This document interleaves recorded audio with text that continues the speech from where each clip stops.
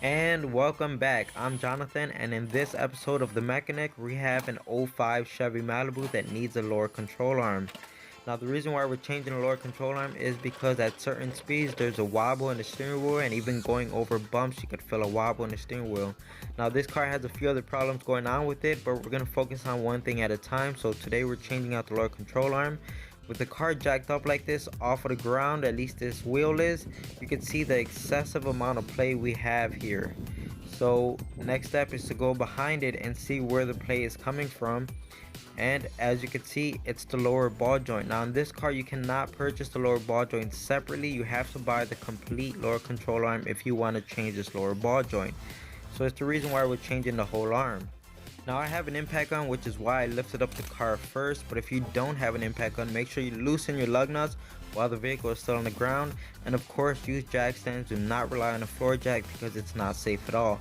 At this point, just grab your favorite penetrating oil and just start spraying all of the fasteners that need to come off.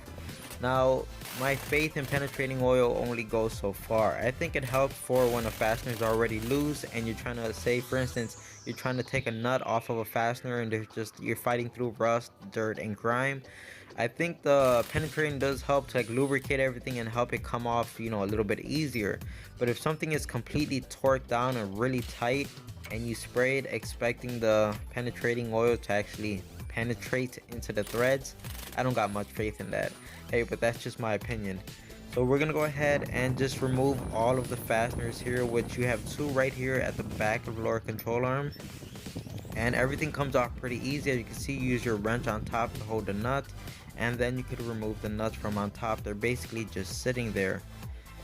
This one right here, again, the other side has a nut on it, but it's actually a captive nut. The nut can fall out, and it actually does later on, but it's not a big issue.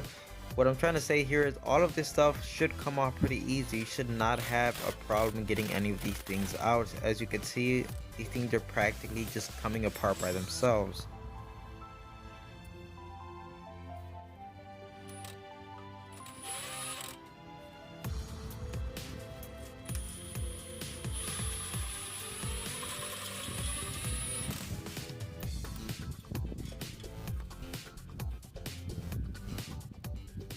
And now I'm trying to get the lower control arm separated away from the subframe. As you can see, I'm using my flathead screwdriver and I'm just trying to pry against it to get it out of there. But as you can see, it's putting up quite a fight here. You really want to be mindful of the CV shaft, which is right here. If you pull on it too much, you could separate the inside of the CV shaft, and you don't want to do that.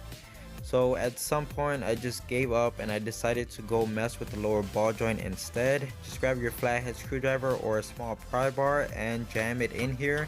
Give it a few taps with your hammer and it's going to spread those two ears apart and essentially releasing the lower ball joint. It's going to give you that little bit of extra slack that you need. So you could either hammer the lower ball joint out, or you could just grab your pry bar like I'm using here and just keep prying on it until the ball joint pops out of there.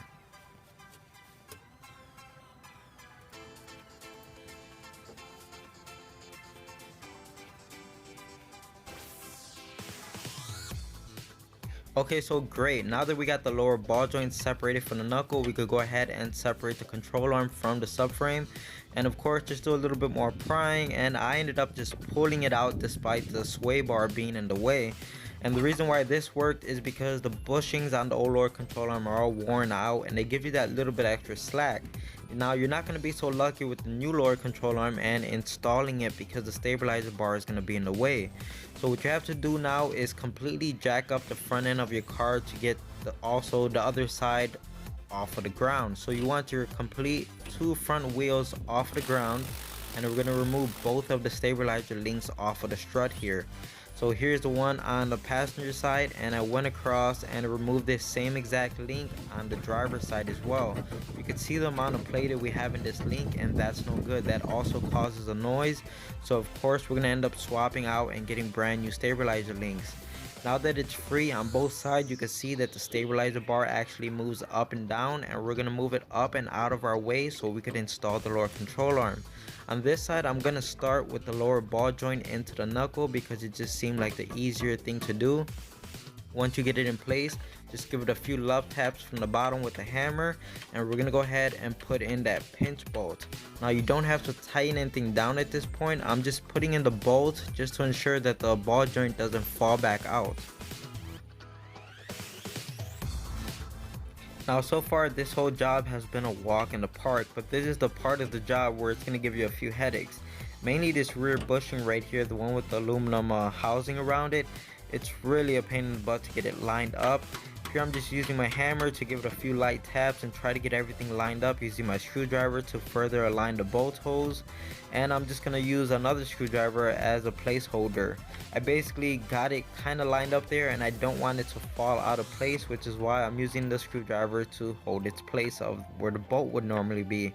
And I'm going to use my floor jack to lift up the control arm, and this is just various techniques that I'm trying just to help me to get everything aligned. As you can see, I'm using a rubber mallet here to not cause any damage as I hit the lower control arm and try to get everything lined up.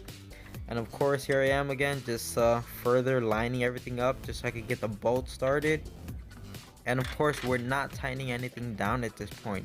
You just want to get all of your bolts in place, and once everything is in place where it has to be, then you can go ahead with the tightening sequence.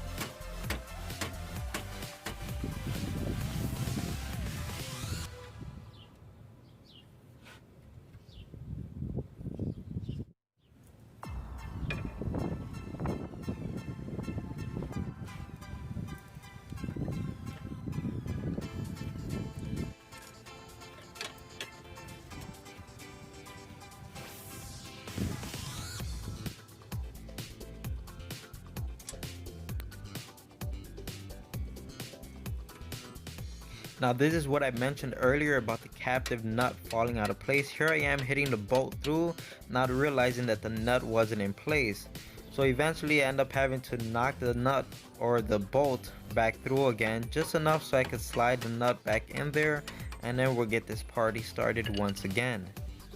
So here I am putting the nut in, and then I could continue with pushing the bolts into the nuts. As you can see, I'm hitting it with the hammer, but trust me, I'm just giving it a few light taps to get everything started. And here I'm just running it in so it starts to grab the threads on the nut, but again, I'm not tightening anything at this point, just getting everything started.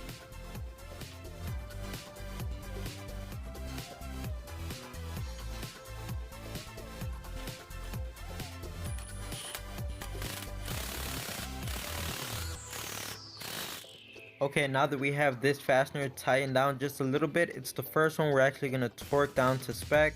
Now I did list the torque sequence right here on top of the screen, so make sure you follow the sequence while you're torquing down this fastener.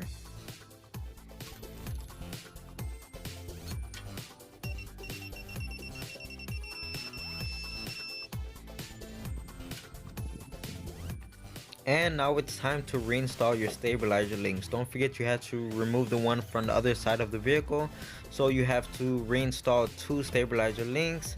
Here I am torquing everything down to spec just for the sake of the video, but as I showed previously, these stabilizer links are actually no good. So once I was done recording, I actually removed both of the stabilizer links and replaced them with 2 brand new ones.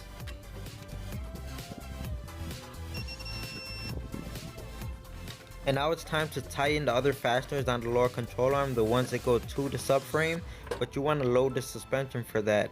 All you have to do is grab your floor jack and lift up right underneath where the new ball joint is at, and you want to lift the suspension right up until the point where the car is about to lift off of the floor jack right here, and that's how you know that the suspension is completely loaded, and now you can go ahead and tighten down the fasteners.